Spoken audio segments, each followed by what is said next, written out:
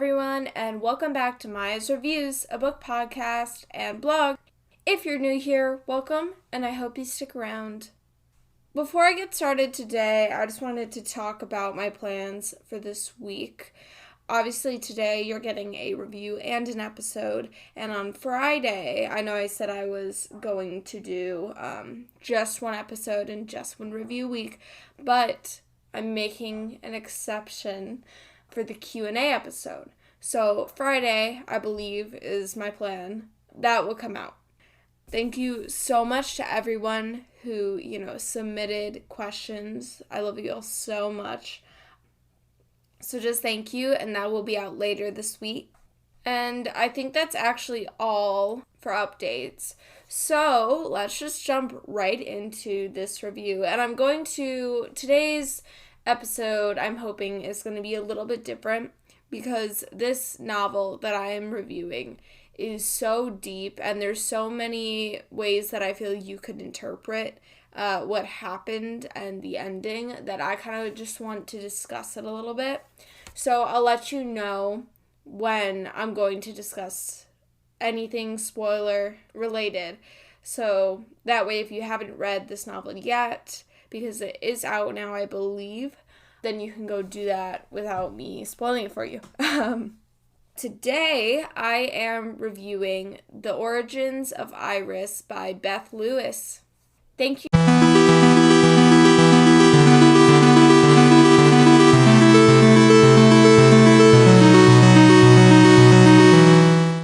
to Hodder Studio and NetGalley for providing me with an arc of this novel in exchange for an honest review. All quotes are taken from The Origins of Iris by Beth Lewis.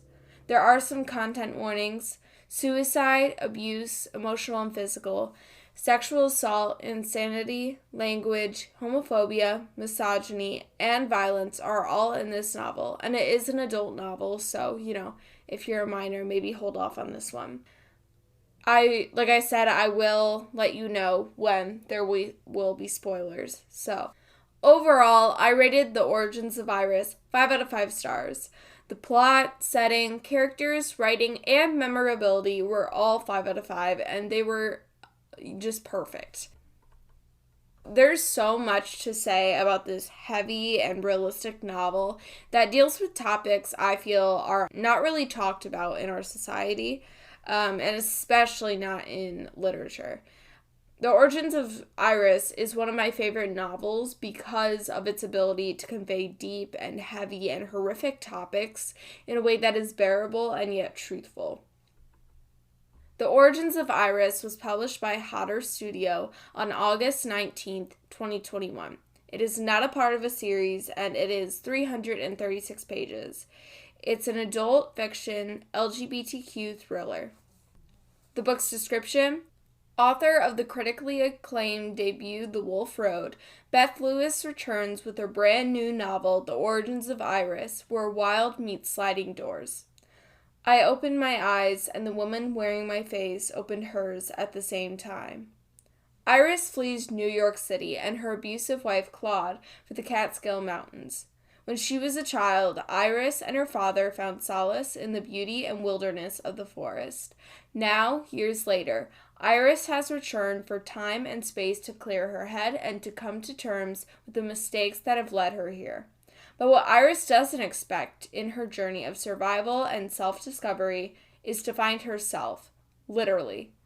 Trapped in a neglected cabin deep in the mountains, Iris is grudgingly forced to come face to face with a seemingly prettier, happier, and better version of herself. Other Iris made different choices in life and love. But is she all she seems? Can she be trusted? What is she hiding? As the storm encroaches, threatening both their lives, time is running out for them to discover why they have been brought together and what it means for their futures. An important, searing novel about one woman's journey in fleeing an abusive relationship and confronting the secrets of her past. One of the things that I found really, not unique with this novel, because a lot of novels have this, but the way this novel handled it was done very well. So Lewis's characters are very flawed, all of them. because, they're human. Realistically, as humans, we all have flaws. I feel like that is something that is overlooked a lot in books. And, it's not really realistic. Iris, the main character, is very much flawed and has a lot of things that she has done that are awful. And yet you're inside her head for the entire time. So the novel kind of follows the journey of Iris, or Jane, to the center of her discourse, her grief, guilt, scars, past and future. So Iris is married to Claude, which is her abuser and wife.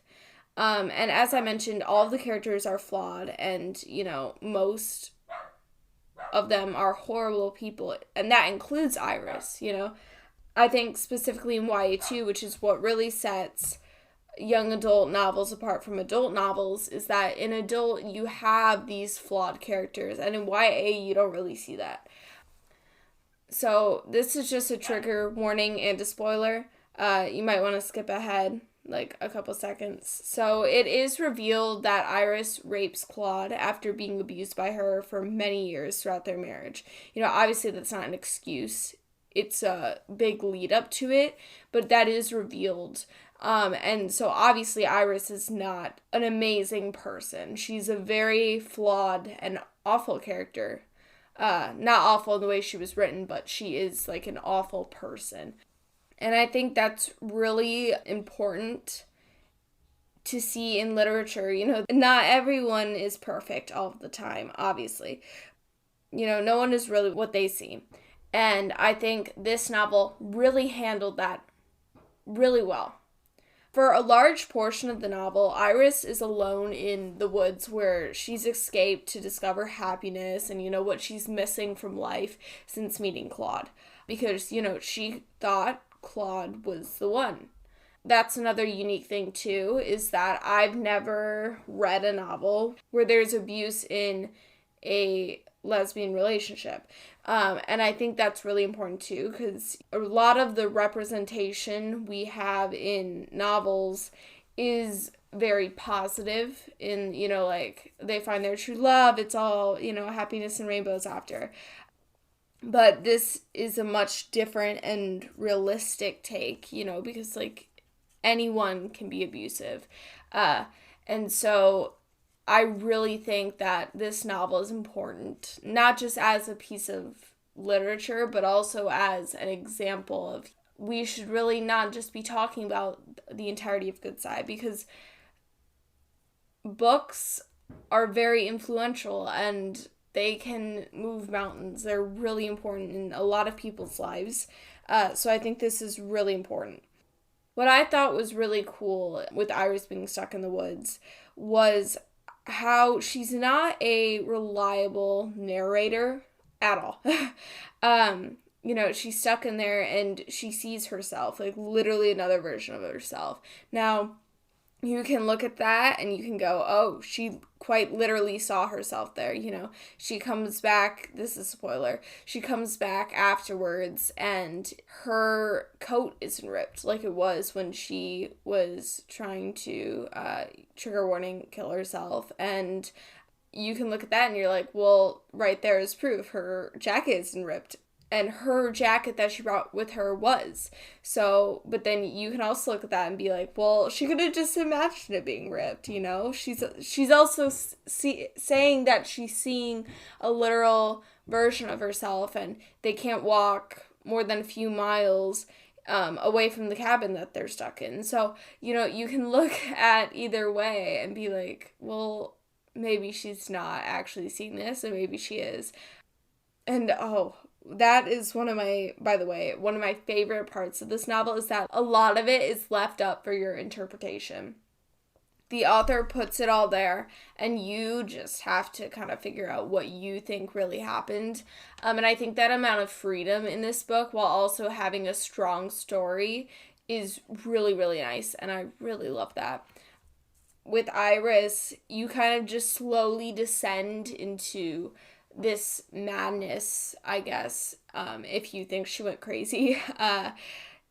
You kind of descend into it. with her. And I think that's really cool because it's very slow and you don't really notice it happening until it's like, well, she's seeing herself. Maybe we've gone a little bit too far, but at that point you've experienced the rest of her story. So I don't know. I'm really torn. Whether I keep thinking about this, like whether she actually did go crazy or not, because you keep thinking about it and you're like, well, but this happened. She also went back and she saw rocks moving in the shape of her father. You can look at so many different things and make an argument for either side, and I'm completely in the middle. I have no idea. You can look at it and you're, I don't know. I would like to think that another version of her is out there doing better. But I don't know. Maybe not. Maybe she is. I have no idea. But I thought that was really cool. Yeah, the way the novel is written just helps the reader become ingrained in the story and kind of a part of Iris, but also a spectator, which was really cool. And Claude is really complex because of her relationship with Iris. It's a typical, abuse story where Iris fell in love with her, saw her once at a bar and they started talking and everything was fine for a little bit, and then, Claude's true side started to come out.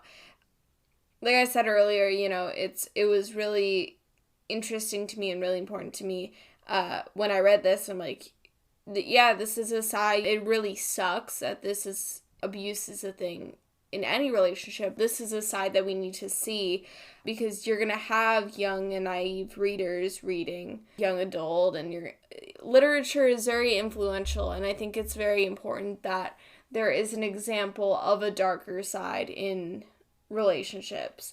So I think that was really, really important. But Claude is so complex, it's crazy. That's the thing too, is that all of the characters are. Iris is very complex. Because you don't really know what's actually going on, so you can't really judge the events. You can't really, because you're in her head, so, and she's blocking these things from herself. She's trying to not remember them and trying to get away from them. That's why she's trying to escape. So you don't have the whole story the entire time, and you think you do, but you don't. And you discover that at the end, when you figure out stuff about Iris and you're like, that's not good. But I really, really liked the complexity and the uniqueness to this novel. I thought that was really awesome.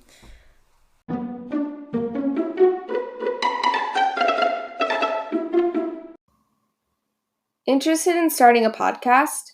I bet you haven't heard of Anchor, an app and site that makes it super easy to create your own. Not only is it free, but Anchor also allows you to make money from your podcast with no minimum listenership. Anchor distributes your podcast for you to Spotify, Apple Podcasts, and more platforms. Anchor has creation tools that allow you to record and edit your podcast right from your phone and computer. It's everything you need all in one place. Download the free Anchor app or go to anchor.fm to get started.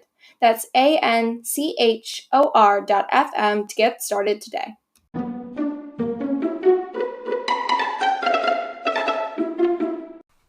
And in the way the novel was written, I know I've talked quite a bit about how the origins of Iris talks about issues like abuse within lesbian marriages. And I have never read a book before or even seen a show or movie where this topic is discussed, and it's a very real issue, and this novel handles it really well. So that was really amazing to me, how well Beth Lewis handled this. In terms of the actual formatting of the writing, the novel flashes back and forth between before and after. So before she goes into the woods and her and Claude's relationship has kind of tanked. And then there's after, which is kind of present day for her. But Iris's world is very heavy and dark, and it's full of pain and abuse, grief and guilt. And the atmosphere of this novel is super heavy. I mean, like, super. So do not read this novel unless you want to be sad. I read this book at the beach, and the beach is now a sad place, so that's fun.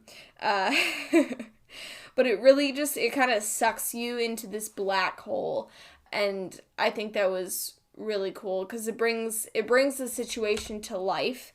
And I've talked about this before where, like, I can't see anything when I'm reading, so it was really nice that I was kind of just, like, sucked into it. I had no way to get out, just like Iris. Like I said, it was super heavy, but it was really, like, it was a nice heavy, you know what I mean? Like, who... when you read a sad book and you read it on purpose because it's sad, it's kind of like that.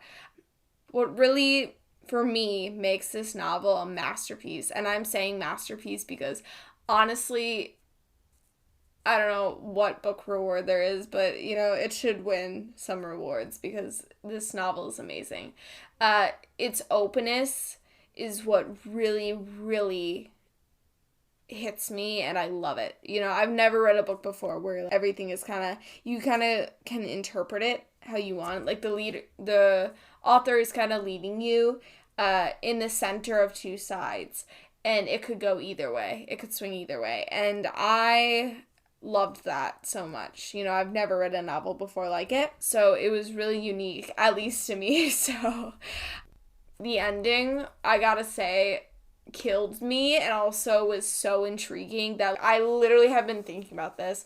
I mean, I even made a TikTok about this. I literally cannot get the ending out of my head because it's just kind of left open for the reader to interpret Iris's future, and I really think that was a great decision on the author's part because this is spoiler, so skip ahead. Iris escapes the woods, and she's like, was any of that real at all? Because, the cabin ended up collapsing on her, and she was knocked out. And, next thing she knows, she's, like, being recovered. It's very interesting to me because she goes home, and she's kind of, like, found herself. She cut her hair. Or maybe the other Iris cut her hair. We don't know. And her friend, whose name I forget at this point, comes to see her and is like, what happened? Because he was kind of coaxing her to come forward and, like, I'm here for you kind of thing. And then she's like, this is trigger warning. I raped her. I raped Claude. And he's like, I don't know what you want me to say. That is awful because no one deserves that. No one does. Claude had abused Iris for a long time. But, no one deserves that. And I think, like I said earlier, Iris is a very complex character, and so is Claude. And then you have the other Iris, who's also very complex. So there's a lot of complexity that is also leaving you up for interpretation. But anyways, she goes and she lives with her friend for a little while after, she comes back from the woods. And she's finally deciding, do I want to move on with my life or do I want to go see Claude and talk to her? And me, I don't know. I was like, please don't go back to Claude. Please don't. And at the end of the novel, she's at this train station, I believe. I forget to go where, but to go somewhere. That's what train stations do. And she's standing there, she sees Claude on one side waiting for her because she said, come and meet you. And I'll talk with you. And she sees the train on the other side. And the novel, I'm pretty sure, literally just ends with her walking forward, and there's nothing after that. She just walks forward. Let me see if I can find the line. But it kills me. Because I'm on, oh, that's really cool. I can just decide what I think happened after, or whatever suits what I want to happen. And then on the other hand, I'm like, tell me what happened, please. Here, I'll read a little bit. So this is a quote from the book. This could be subject to change, by the way, because I don't have a final copy. I have an e-arc. So, let me find, where should I start? Inside the cafe, my wife waits to make amends. On the train, my life waited to begin afresh. I stood between two worlds, again. I wondered what choice another me was making right now. Would she go to Claude or to the train? Would she regret going for the rest of her life? Would she regret not going more? I took a step, faltered. In that moment, as if sensing me, Claude looked up, out the window, through the throng of people, and found me. Her smile brightened. Her face broke into a smile, and she lifted her hand to wave. "Here I am," she said. "I'm here for you." An announcement came over the PA. My train had started boarding. How could I ever be sure of making the right decision?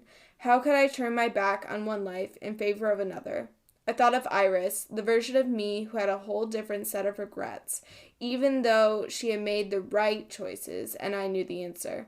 There was no right choice, no right life, only the one we choose for ourselves. My father said I had to be brave enough to live the life I wanted, and not the one everyone expected of me. He told me not to make his mistakes, and I wouldn't. I knew which life and which love I wanted, but I had to be brave. I took a deep breath, gripped the handle of my suitcase, and started walking. So that's literally the end of the book. And that's straight up where it ends. And I hate it and I love it because, like I said, I am a very tell me what to do type of person and I'll get it done. So I like knowing what happens. But also the way it is left open is also beautiful to me, where, you know, you can, wherever you come from, whatever you would choose, you can kind of choose that for Iris. I just think that's really special and that's really amazing. It bothers me so much, but I also love it. I cannot talk enough about this novel. Literally, if any of you have read it, please reach out to me because I would love to talk to you about this novel. It is amazing. And, you know, that goes for any book. If you've read any of the books I reviewed, or, you know, you go on my Goodreads and you see which ones I've read and you want to talk to me about them, please do.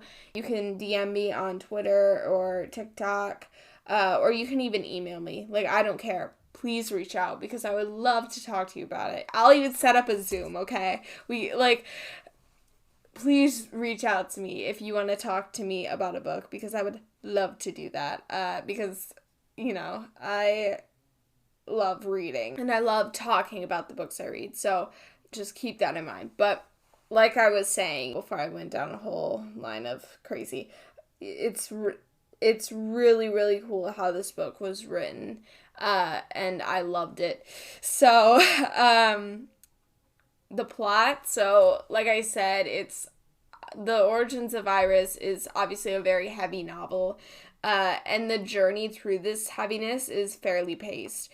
I definitely see how the novel could appear slow to some because, you know, Iris is alone for most of the after chapters, you know, until she finds herself, but is it really herself? We don't really know. But it's kind of, you're stuck in one person's head. There's not really a lot of characters or factors besides the main character. So I can see how it can be boring, but if you give it a little weight, I promise you it gets so much better. And like I said, Iris ventures into the woods where she used to come with her father, who she had a very difficult relationship with. So not only is she trying to deal with her and Claude's relationship and her guilt over her father's death, trigger warning, suicide, she's also trying to find herself because she feels like she lost who she truly was when she got into a relationship with Claude. I mean, this isn't really a spoiler because of the book's description, but spoiler just in case. In the process, you know, of being in the woods and trying to survive, she literally finds herself, like, a different version of her, just with different regrets and different ways that their lives went. And I honestly felt this was an interesting twist because I forget, I'll read the book's description to see if I want to read the book, and then I'll completely forget about it, and I'm left blind. So it's, like I said, it's sort of left up to the reader to interpret. Did Iris's interactions with the other Iris really occur, or was it just a spiral into insanity? We don't know, but it's up to you, and I really like that. This story is just one big journey to Iris's true self, and finding her true self, it involves going back and looking at her trauma and her past and her guilt and all the awful things she has done. This book is just beautiful in a really awful way. There's so many things that are so messed up with the characters and so messed up with how they live and what happens to them. But the way it is conveyed is beautiful because it's so human, if that makes sense. I don't know whether I'm making sense, but I hope I am. But yeah, I firmly believe that The Origins of Iris is a novel everyone should read. It's twisted and dark and horrifying, and it's a prime example of the atrocities that humans commit every single day. But it's also beautiful in the way that it shows our faults, and yet we're still human. So I really, really love this novel, and I really think a lot of you would too. It is really amazing and just full of such great things. It's crazy to me how fast I read this novel. But I think that is going to be the end of my review of The Origins of Iris by Beth Lewis. It was a crazy and beautiful and horrifying read all at the same time, but I really highly recommend it. It's crazy, but it's amazing. And with that, I think I'm done talking about this novel. My voice hurts and I'm tired, but it was really good. Just a quick little question that you can answer on Twitter or underneath the YouTube video version of this episode. What do you think another version of yourself is doing right now?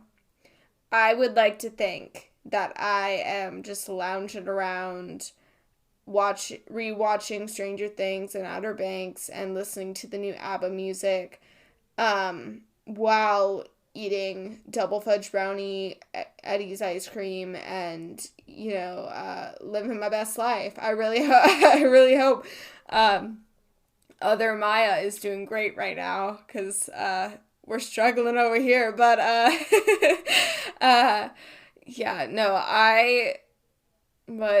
think that is it for this review of The Origins of Iris by Beth Lewis.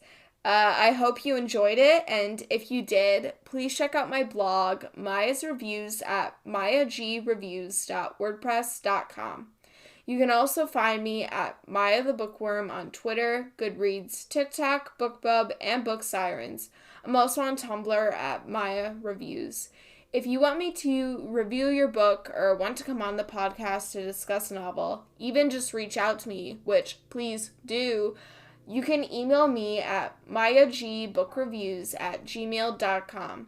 I do ask that if you are reaching out in regards to a review request, interview, collab, blog tour, which I don't really know how to do, but that's fine, or anything publicity related, that you check out my publicity request page on my blog first and then email me. Thank you so much for listening, and happy reading, and make sure you look out for the Q&A episode. I'm so excited to answer your questions.